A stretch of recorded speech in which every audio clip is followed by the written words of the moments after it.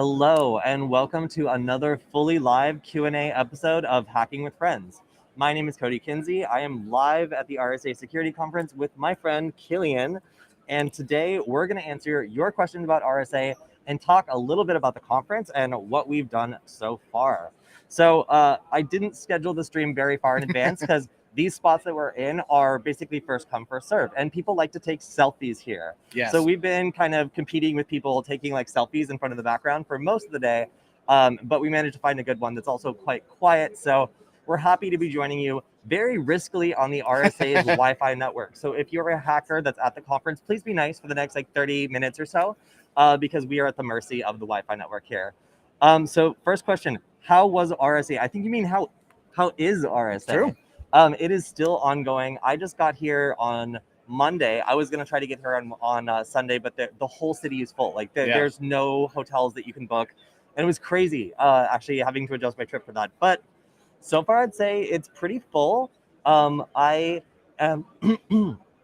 always end up getting sick of these conferences. So like I'm wearing a mask and I'm like one of the only people who is. So it's very different from like the last one or the one before that where there was like very strict masking or there was like some sort of protocol.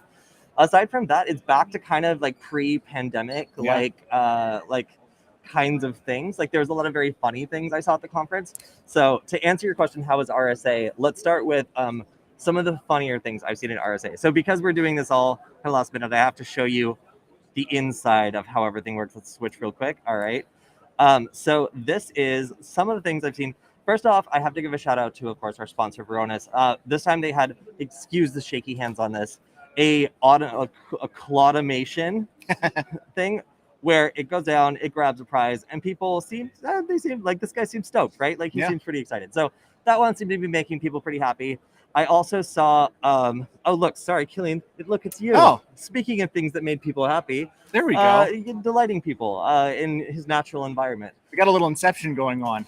But in stiff competition, and in number 2, we have the Chicken Man. It's true. I don't totally understand what the strategy was here, but I did take a video of him. So the Chicken Man, I have a personal, I have some personal feelings about the Chicken Man. I've made a game called the Chicken Man game. I didn't bring it up though. He seemed like he might have some opinions on it.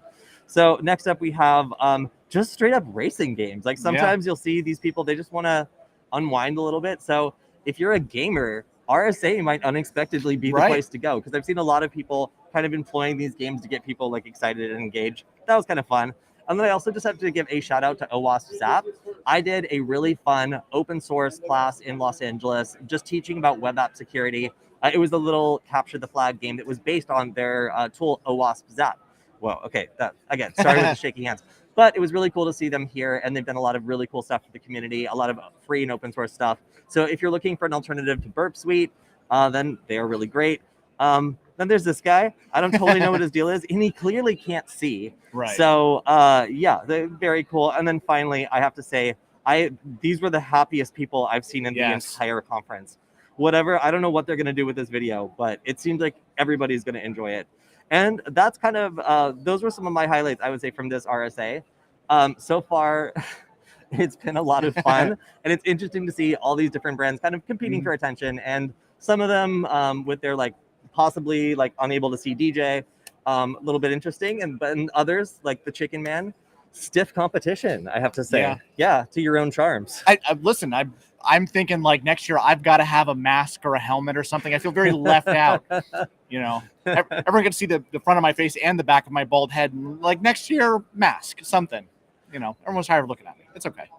So one question is, what's the coolest new stuff that we've seen?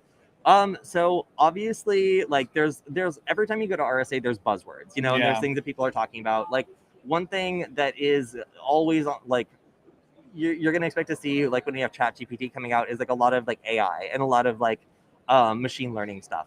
Now, what's interesting is this has been like a buzzword in marketing for quite some time, and a lot of people are just reshuffling their branding to bring this like up to the front. So, and then there's also some like newcomers or some people that like maybe don't even have a product. Okay, so this is what RSA is like. You walk through this giant tunnel of vendors, and some of them do not have real products yet. They're testing the waters, and they're just trying to get their first customer to prove to somebody who's going to give them money, if they can get 1 or 2 customers at this conference, that it's a good idea. So you could be dealing with people who have like a totally off the wall idea that might never work. And that doesn't prevent them from being here and pitching and making it seem as though they are a real company. So it's very draining sometimes to walk through these places and try to figure out like what these businesses do. But a lot of them seem to be focused on AI. They seem to be focused on automation and integrating like natural language kind of things into their products. But it is totally kind of watered down by like some random businesses that I can't tell what they do, but they have like, you know, automation, AI, whatever, like sprinkled in everything. So yeah, it's kind of hard to tell, honestly. And you have to spend a good amount of time like talking to people and kind of figure out either by reputation or by just like interacting with them exactly who's legitimate and like kind of blowing up and who is just trying to find out if someone will buy their idea before really investing too much into it. That's the thing, and we've always joked about it. We need to do like a conference bingo card with all of the buzzwords for every year, and we see that all the time. You're right. I think everybody has some sort of AI. Whenever 2020 was it, when we were here the last time live in person, at least I was. I think it was all crypto then. Like everybody had some type of crypto thing, you know, some new security crypto something. And oddly enough, those folks I don't believe are here so much anymore. So one of the big words that I've seen, I don't know if you've noticed this too, aside from like ChatGPT and AI, is like DSPM. You know, a lot of people have been moving to the cloud very quickly. Yeah. And that's like the buzzword. And it's the impression I think a lot of folks give is that it's a new thing, but it's really not. It's like you said, it's a repackaging of some of the stuff that we've seen for a couple of years. You know, really data security posture management, but it's really data security, and that's something that, you know, Kody, you know, that I'm passionate about. Yeah, so it's interesting. And frankly, like the RSA is full of acronyms. Like it's a bunch of things that have been like boiled down to explain technology in like kind of a branded sense to people who need to make purchase decisions. So like a lot of them are dealing with like compliance. Like a lot of the people here are like government agencies or like big businesses that like need to do regulatory compliance or other things in order to make sure that their businesses don't get hit with huge amounts of fines and fees. And we talk about the news every week where there's somebody new getting breached or whatever else. Like cybersecurity insurance and this other stuff like costs money and requires compliance to things that are now considered best practices. And these words are often a part of those best practices package. So they're like, all right, you need to go out and get a product that does this. You need to hit this acronym. So learning what these acronyms mean, learning like what part of the business they're necessary for and like how they deliver, like it's all part of the business education of going to RSA. Because I find like if you're a hacker who wants to come here and see like the latest cool exploit, you'll probably find some stuff. There are some cool talks here, but frankly, this is more of like a business education where you can see like how all the different parts of cybersecurity as an industry interact with each other, and then the people that make decisions, and then the people that report on them. So I spend a lot of time in the press room. I have a special badge. The cat doesn't come included. I made that, but I've been shopping it around. People seem to like it. I'm gonna try to make Varonis do like a little like hack your game or something with a circuit board next time. But I get the special content creator pass, which allows me to go back into the press room and talk to some of the people who are making media and reporting the news around cybersecurity. And frankly, like that's how I get most of my value out of the conference, like kind of like talking to other people that are deciding what's out there or what they think is the next thing. Like, so if you're somebody who likes kind of like networking and like finding out what other people's jobs are like, this is an amazing conference for that. It might not be the best like technical hacking conference, at least from my perspective. Yeah, the way that I see it and the most value that I get out of it is you have people from all across the business, because I'm much more on the business side, and you get to see kind of the practitioners, kind of what they're thinking about from a more hands-on sense. So not quite hackery, but you know, more practitioners. But then you also see business people, people from different departments, C-level people coming out here just to hear the way that they're approaching the way things are going in technology and how they're viewing the transformation in technology. You know, we talk about cloud so much, and hearing the executives articulate the vision of kind of moving to the cloud, you know, leveraging SaaS platforms, things like that, versus a practitioner who's doing the nuts and bolts and kind of getting down there to implement it. So it's really cool to see that end-to-end vision. So that, you know, the kind of guiding light, I guess you'll say, from the executives kind of down the chain, and how different departments like, you know, legal and compliance and some of the more traditional security folks are thinking about it and all kind of rallying around this. And it's a nexus point of that. It's really cool to see just the whole business community end to end in that sense. Yeah, and sales. It's also like if you want to see what like billions of dollars worth of sales at the same time looks like, there's people whining and dining. There's people they're like putting on crazy mixers and events. Like it's all about facilitating like huge amounts of investments in products. So that's kind of why I like this conference. Again, it's like if you're an outsider, if you're coming in and want to get started with cybersecurity and understand how the business side of things work, if that's something that appeals to you, then this is a conference that really speaks to that, because you learn all the acronyms.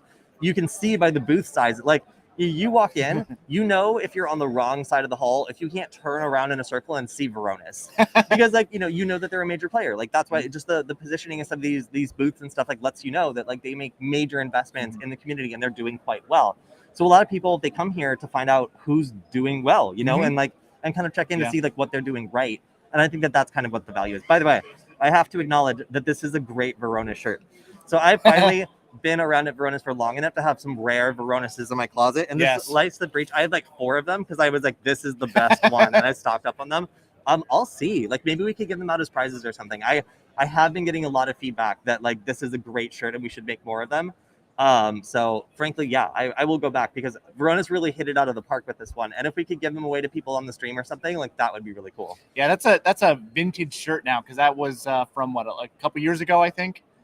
What do we have this year? You can't unbreach data, and then automation domination. Is that the other one? Yeah. That's a pretty good one. But I'm a little dyslexic, so sometimes I read it as like domination automation. I was like, it's so nice that they're getting sex positive at RSA. And I was like, oh wait, never mind. That's not what it's That's for. A different conference. Yeah, that's a different conference. Yeah, it's the one after this.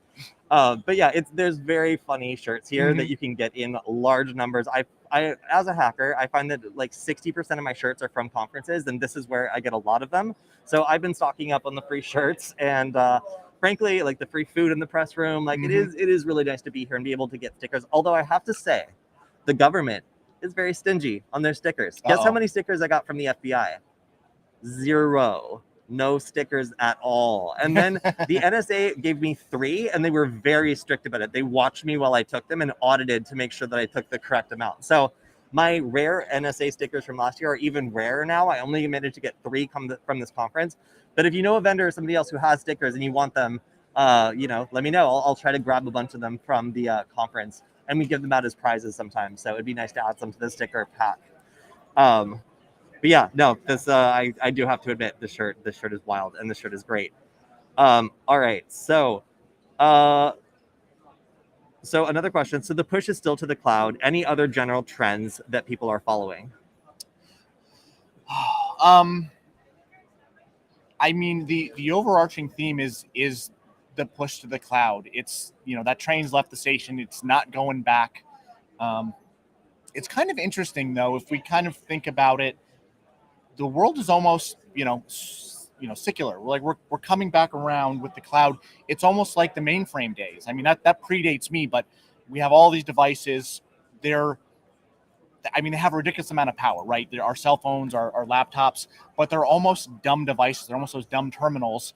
And we've moved the processing power out to the cloud. We've moved it to multiple different cloud repositories, and then we've connected them all together. So that's the big theme I'm seeing this year, is just the interconnectedness of all of the different cloud applications, the infrastructure as a service, and how, I'm not going to say it was never easy, but it's even harder nowadays to see all of those connections.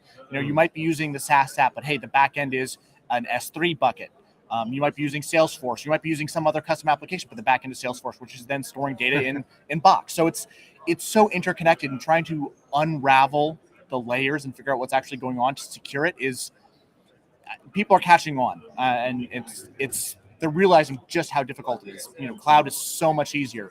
You've gotten rid of a lot of the overhead of managing the infrastructure and the patching and all of that. You've transferred that away, but you can't transfer away the responsibility of managing access, securing the data, securing these platforms. It's a shared responsibility model, and it's coming up so much more often now that cloud is top of mind for everybody. So one other thing that is kind of unique about RSA and kind of unique about my job is that over at Varonis, we do a lot of research, and then we get to do research releases. So if you've ever done research releases, you know that they're emotional events. You've basically like told a company that they've made a mistake or that there's a problem with their service, and you're expecting them to be, a cool guy about it. You want them to be a team player, but they are not incentivized necessarily to be team players. Like they're incentivized to make sure that, they look good. So that always creates a fun little back and forth where sometimes we release something and people get mad, because like we've identified something and we want to release the research so we can teach people about how to spot these kinds of problems, but it's a very delicate dance. And we fight really hard to do these sorts of things. But also when we go to these conferences and then we have like a company that we've done like a research disclosure on, I feel like, the people at Google Project Zero probably have the same feeling sometimes where like they've done a release on something that like might not make the company look great in the moment, but it's really about how they respond to it, because like breaches are inevitable, so like it happens. But yeah, like potentially catching some side eye from a company that like has gotten mad at us for talking about research is definitely something that can happen at RSA. And I actually I blocked someone on Twitter that then met me in person in the press room and demanded that I unblock them. Not this year, but a couple years back. So there's always the possibility of running into people, funny people at the RSA conference, which it doesn't ever happen to every conference. So yeah, that's always been a little fun. Now that I'm involved in the research disclosures, there's certainly a lot more to talk about with some of these companies that we've shouted out before. On the flip side to that, the nice thing about an industry event like this is you get to connect with all of your friends from across the industry. Just, Kody, I know we've been in the same place at the same time before, but we spent so much time streaming virtually. It's fun to be face-to-face on camera, despite the height differences. I'm much taller on video at home, but seeing all of my friends from throughout the company, throughout Varonis, and throughout other parts of places that I've worked in the past, and people who have moved to other organizations. So it's awesome to catch up and see all that. That's, I think, maybe my favorite thing about this is just making those connections, reestablishing the connections, catching up with people, and catching up with the technology and hearing what's out there and what's going on. Yeah, that's why RSA is cool. Like getting to run into people, like I said, like people that I know who do press work and shoot video. Like we're all talking about like new tools like Descript and other things that make it easier for us to do video work. So it's like everybody's like nerding out about like how they do things at work and if there's any innovations, and like that's kind of the nice thing, because you can find a lot of peers who are like working on the same kind of stuff as you, and you can learn directly from what they've learned this year. So just like the casual setting to exchange information and then of course make deals. Right. That is really what's cool about this conference and why I enjoy it. And frankly, I have to give a shout out to like the PR and like media team here. Like they make it so easy for like, they have a new category called content creators, which I'm apparently part of. It's super easy to get accepted here. It's super easy to get access to be able to do interviews and other things. Like these are available, as I said, they're first come, first serve. So they're available for pretty much anyone. You can even just come here and get a selfie of yourself, I guess. But yeah, it's been really awesome to have the support to be able to stream here and interview here and do all the kinds of things that you would want to do either as a content creator, as a hacker, like, whatever. So, and yeah, there are good talks here. My thing is like, there's a lot of people I feel like who are paid to come here and talk about threats that are like completely known to the community and have been for some time because they help to sell a product. And then it's kind of sponsored by that company. And those are talks that I, as a hacker, don't like attending as much because like they're not as interesting to me. None of it's novel. It's not new. But there's also really wonderful people here who do novel research that's in the news all the time. I think I've caught up with like Patrick Wardle here and Matthew Van Hoff and some other like people that I mentioned, both in the news and then in some specific like breakout segments for the really cool research that they do.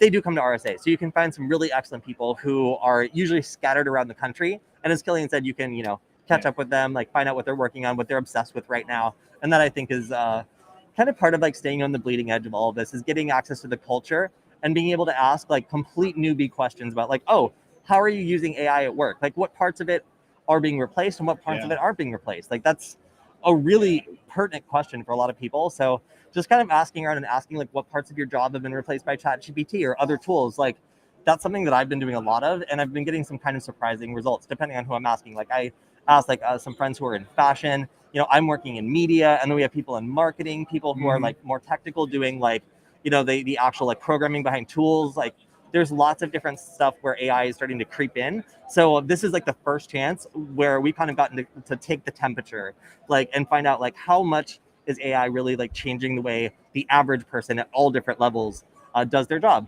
And the answer seems to be like, it's touching everything, but it hasn't replaced anything completely yet, which is really cool.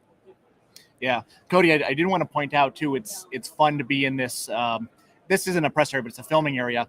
We might have gone a little bit meta too, because I saw somebody walk by a second ago and take a picture of us recording live to everybody here. So we must be doing something right. If somebody else wants to take our picture of us doing our thing. Right. Well, so I've been wearing this mask because, as I said, I live out in the sticks, and every time I go to conferences, I manage to get sick. Last RSA, I got pink eye. Oh, so no. I just don't want to get sick so bad this time. So I'm trying really hard. But I took off my mask for a second outside, and somebody recognized me from Nullbyte and took a picture with me, and I was like, that's kind of nice. I do really enjoy seeing people and talking to people, and anybody who's enjoyed the show, I want to be able to tell what I'm working on now and see how it affected them or see if I could have done something better or what they want next. I always question Nullbyte a little bit for whether or not it got people close enough to a job in security, because it gets people started, but it doesn't take you all the way, because I never got paid to do that. I was getting paid chicken scratch when I originally started doing these Nullbyte videos. So it was really hard for me to design a curriculum around a degree or a certification I don't even have.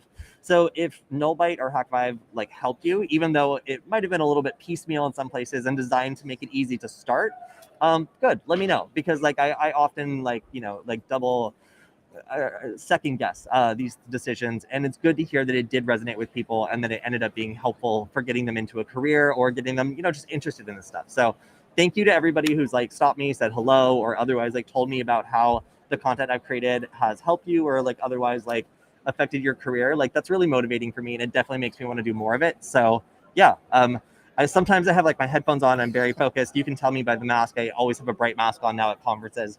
But you can always say hi. I never mind, unless I'm late for something. Usually the headphones are just on so that I don't get sales pitches left and right, at least at conferences like this when I'm in the vendor area. But yeah, very cool. Cody, I am going to put you on the spot a little bit, because one of the biggest things I was looking forward to is seeing your hacking game this year, and it didn't work out, but could you talk us through what it was supposed to be and maybe get some people hyped up for it? We can try a V2 at some point in the future. Yeah. So I usually have, so you guys probably, well, I've kind of creeped over a little bit. So you guys probably remember Michael. So Michael's now been hired at a local cybersecurity company, and he's doing his thing. But usually he's here with me, taking care of all the back end stuff and making sure stuff works. So I have now been having to do all the Michael jobs and all the me jobs at the same time. And eventually I was just this is stressing everyone out. It's stressing me out. It's stressing the people running this booth out. And also the layout of the booth has changed. So it's not I can just pull everything out of storage and plug it right in. I have to run it through this risky little computer. So overall, I decided, let's maybe do it on a slow day, maybe do it tomorrow. So if you came by the booth and you were hoping to do the Wi-Fi hacking job, hopefully you saw all the other great stuff we had, including the Claudimation machine. Yes. But I just the people who put on the booth worked so hard to make it look nice that when I plugged it in and set it all up this morning, I just looked at it this is a monstrosity. I don't even know how we're going to get the cables out. So the way it was going to work is I have 2 Raspberry Pis that have keyboards coming out, and they're command line only Raspberry Pis, and we have a split screen, and each player gets one of the Raspberry Pis basically to control. I have I basically have a microcontroller that's generating Wi-Fi handshakes every 10 seconds. And each game, I reset it to have a different password. So the game is, or the flag that people are trying to get is the Wi-Fi password. And what they have already loaded onto Kali Linux is, of course, AirCrackNG and a bunch of password lists. And on one of those password lists is the correct password. So the game is, first they have to put their card into wireless monitor mode. They have to do a scan to identify the target and what channel it's on. They have to change the command to put the scan on the channel that the target is broadcasting on. And then once they capture the handshake, they pick a password list to brute force on. If they pick wrong and the password isn't on that password list, then they have to pick again. So the game takes about 15 minutes to play. And originally I also had it so they had to take the password and then log in and press a button and the lights would go off. But in RSA, there's so many wireless devices that part didn't work. Everything else worked, where we're just receiving and whatever. But once we tried to create a stable Wi-Fi connection with an IoT device on the floor of RSA, it's just not going to happen. It just doesn't work. So I dumbed it down a little bit in terms of just making it, as soon as you get the password, you win. But that was it. And it seems like a straightforward game until you get into the production side. Right. So how do you cast to a normal size screen with a split screen from 2 Raspberry Pi computers? Well, you would think the answer would be obvious, but I'll tell you after the last 2 weeks, it's not as obvious as you think. We kind of sort of got something together and the Raspberry Pis are prepped and ready, but frankly, the time that we just had 2 screens that were independent, one on top of the other, was so perfect for this game that it's honestly kind of a shame that we have to bundle it, cut off parts of the screen, whatever, to make it fit. So while I really enjoy this game, I'm actually thinking of another game for next year. So I have this little cat PCB that I've been walking around and just seeing if people like. And I thought it would be really fun if this was kind of like a laser tag style game where you could get one of these and you could play a game with it where you're like zapping other people's badges and getting points and changing their badge to your badge's color, and maybe even keep the tuning part where you can like tune it to like whatever color you want. And then at the end of the conference, whoever gets the most points wins some sort of prize. So we have like a little game that goes along with it, and it would be kind of customizable where you could like pick the color, you could pick the shape, and then maybe like pick a power up or like the color of the eyes or something initially. So I think people have really enjoyed things you can customize, things you can like work with, like touch with your hands, and then also things that facilitate interactions with other people. Yeah. So I would love to do a game like that because for one, it doesn't mean it means I don't have to be standing there with a bunch of HDMI cables, like trying to like do a little presentation. It means I can give these out, do a little bit of support on them, and maybe have a couple of friends who are like doing soldering or something to help put the finishing touches on like the optional parts that they can customize. But honestly, like it's fun. I've talked myself into wanting to do it. So if you have any feedback on that, if you like the idea, let me know. I personally would love to play like a conference game with these badges, especially if they're like super low cost and they're fun and personalizable. So yeah, those are my ideas. Trying to revive this game in a way that's a little bit less of a production nightmare, and then also trying to make a little badge-based game that's cheap and fun and lets people win an even bigger prize as they play the game. So I really admire how much like DEF CON badges are performance art in the shape of a badge. They're a piece of technology that's designed to facilitate an interaction with people who might not otherwise talk to each other. So I would love to, riff on that culture and like try to make my own version of it. So that's what I was kind of thinking of maybe doing for like an RSA or maybe a Black Hat promotion, something like that. Well, Black Hat is in August, so we've got a couple months to try it. I'm just committing you right here live on the internet to make some magic and come up with this. And that was last time I was on the stream because I made Kody have to make badges in 2 months. Hey, all right, comment. Hey there, what's good? The weather in San Francisco is really good. I just came from Los Angeles where it's 84 degrees. It is too hot, but here it's a really nice mix. It's like you can wear an outfit. You don't have to just wear shorts. Like Los Angeles had already tipped into like just wearing shorts all the time weather for me. So it's nice to retreat a little bit back into something that's a bit more comfortable. But yeah, nice to see you. Also, the RSA conference is pretty cool. I'm personally loving the press room. The vendor floor is very busy. There's lots of people there. But I've got to run into some people that I've covered their stuff, I just know they do a lot for the community. So it's been nice to talk to people, except the FBI. The FBI didn't give me any stickers. So calling you out, I know you have them. I saw them, and you should have given them to me because now look at the social. This is a PR disaster. All right. Yes.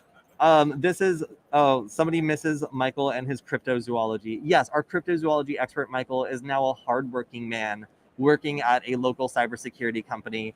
I don't remember what it's called, but he'll tell me. And good luck to him. He was excited to start and have a different role that allows him to get more hands-on because as kind of like a quasi-production person, he always did want to get more hands-on with stuff because unfortunately, the number of cryptozoology fans we have on the show is slightly fewer than the number of hacking fans we have on the show, although there is a substantial amount of overlap. As a Venn diagram, there's a lot going on there.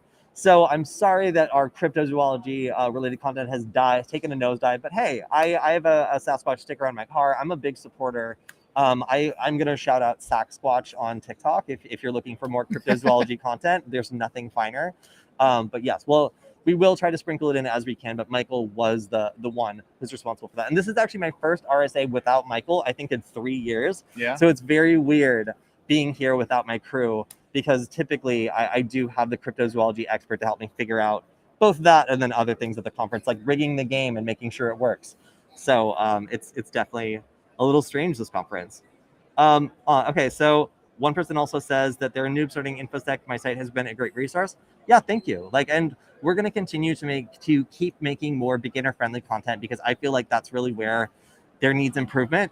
There's not a lot of stuff out there that's fun, that's interesting, and short enough to try in one day that teaches you fundamentals. I kind of feel like I should get a little bit better at aligning it with certain certifications or degrees or stuff just because it makes it easier for you to go on to get a job. But frankly, if it gets you excited about this stuff, then I think it is good. So I'm really glad to hear that. All right. So we are coming up on like 30 minutes or so, and this place is first comes first serve. So we might need to go in a little bit. But if you have any further questions about the RSA conference, if you have any questions about cybersecurity careers, current trends, what else? There's so much to talk about here. Being press or being a content creator at one of these conferences, or also just generally like what going to conferences are like, and whether it's or not it's worth it to go. Let us know in the chat, because we'll answer. And if you're watching this on repeat and your question didn't get answered, then we're also going to be going live on Friday, and I will take some time to, or at least I'm going to try to go. I think I'll be on a flight at that point. Yeah. So I will try to go live and talk about all, the different things that we didn't get a chance to answer live on the stream, because I know I didn't schedule this because I wasn't sure if we'd get the spot or not. But yeah, it's good to see people in the chat, and it's also good to see people in person. I know I've run into some other content creators here as well that are like scoping things out and trying to find out like what the next thing is. So if you're one of the content creators that I talked to here, then it was really cool seeing everyone. I frankly am excited to go on some other people's streams and maybe have some guests on. I talked to one guy who was very specifically into networking and Wireshark, which is something I've been dying to get into more. So yeah, I've been making a lot of great connections here, and you can look forward to hopefully some more like heavy networking and Wireshark stuff in the near future, because it's been some of the most popular stuff I've showed off. I guess just as we're waiting for questions to come in, I mean, I will pre-answer the question of, are these conferences worth going to? And from my perspective, absolutely. But you have to know what you want to get out of it first. Yeah. Like if you're looking for more of the hands-on hacker content, RSA might not be the right one for you. That was probably more of a black hat or definitely a DEF CON. But if you're new to cybersecurity in the corporate world, trying to, move up, figure out what's going on, this is absolutely a great conference to be at. I always love coming here to see what's new every year, what the trends are, what everybody's talking about, having the conversations with the people in business, the practitioners, press, even, what are they asking about? What are they interested in hearing about? And kind of setting my expectations for the year in some ways, like what are the trends coming up? What's the next big thing? And, we stay on top of it, as a company as well. But it's interesting to hear the industry and how they're approaching kind of what's going on and how things are evolving. So it's an exercise in expectation setting, because, this is great for kind of the business side of the house, definitely. All right, we have a question. And that question is, are you going to start any games again? And what do you think about the Discord? So I've been thinking about doing a Discord for quite some time. I keep stopping because I'm like, man, like all the good Discords are like set up so well. All this planning goes into it. There's this like nice experience that happens when you come in where it like tells you the rules and like you have to acknowledge it. It's just like so well prepared. And I just want to open it and like have mods I trust like help fill it in. But like having a plan or a vision, I feel like is so important.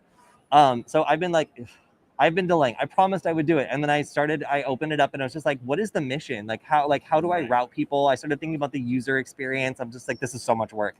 And I stopped, but I will do it. I've decided to do a Discord server. And the reason is we have so many questions. We have so many things that the community answers.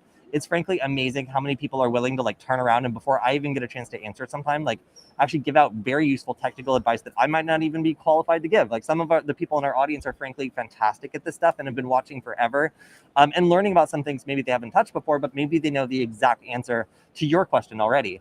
So just giving that place a community to go is something I've decided needs to happen, and I will do, I promise. I just want to do it right. I would feel bad if I set it up and then it just was a failure because nobody bothered to think about your experience going into it and what it's like for you when you log in with the question or you log in and you want to find more content. Like I want to make it so it's really easy to do a couple of things. So if you're someone who's good at Discord, let me know. You can hit me up in my DMs on Twitter. I am definitely looking to do it soon, and I could definitely use some advice on like whatever would make it easy to do that. I'm not sure if I want to have a bunch of bots or whatever, because they can go rogue and mess up your server. But frankly, like having some people who set it up to make it a nice experience for beginners, like really it's supposed to be welcoming. It's supposed to make people feel comfortable and know exactly where to get started. So that's my expectation with the Discord server. And I'm sorry I haven't created one publicly yet. I know I said I would, but I just want to make sure I at least meet that minimum expectation of making it a good experience for people who go for the first time. Kody, so you're saying you don't trust ChatGPT to run your Discord server? No. In fact, like there's a lot of Discord bots that like have caused problems because they get hijacked or can go rogue. So yeah, Discord bots are problematic sometimes if you don't know how they work, if they're not your bot, like they can be changed in a supply chain attack. I don't hate Discord. I just haven't seen a Discord community that's run well except for the Adafruit one. There are a couple exceptions, but I've just found so many other like dead, like uninteresting Discord servers that aren't maintained well or don't deal with like toxic like posting well or don't have policies well. Frankly, it takes a lot of time and energy to run a good Discord server. And when I see one, I remember it. But I also know what dead, like servers that like people really don't pay much attention to look like. And I think that they're sad. So like shooting a Discord server in the face that didn't work out is always a sad task. And I just don't want to do it, if I don't have to. And I think good planning is really what makes that possible, to not have to do that. So I don't hate Discord, but I do acknowledge that pulling off a good Discord server is quite a doing, and I want to make sure it's done right.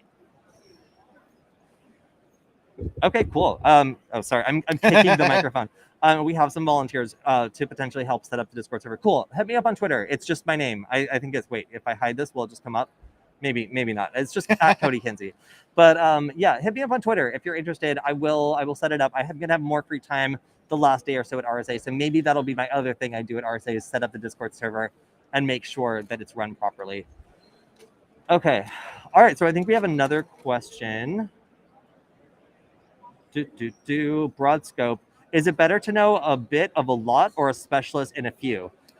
That is, that's really funny because that was a conversation I was having with my friend Deb Radcliffe, who is now an author who wrote a book called Breaking Backbones, I believe. Like, I'm going to go to her book signing after this. She's great.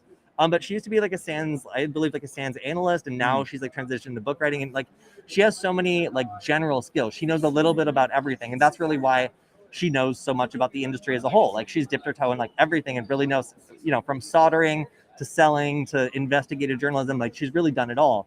So people like that to me are fantastically valuable. Like they really have like a lot of experience in a broad scope, but they don't really go super deep in any one. Specialists, when you need something done and you need them to have a deep understanding of it and know all the details, are also priceless. So it's really two very different worlds. But people who love what they do and could do it all day generally become specialists. And then people who, get bored with projects and want to move on and learn something new, they become generalists. Neither one of them is absolutely the best way to do it. It really depends on your learning style and personality. If you hate sticking with the same thing for a year, 2 years, maybe being a generalist like would be a better personality fit for you. Because there are people who just love something and understanding it, being excellent at it. And they tend to be better generalists because they don't find it tedious. They really are able to stick at something and not get bored with it. So it's a really good question. Yeah, no, and I've seen that kind of in the long arc of my, corporate career, where it's kind of gone back and forth between the two.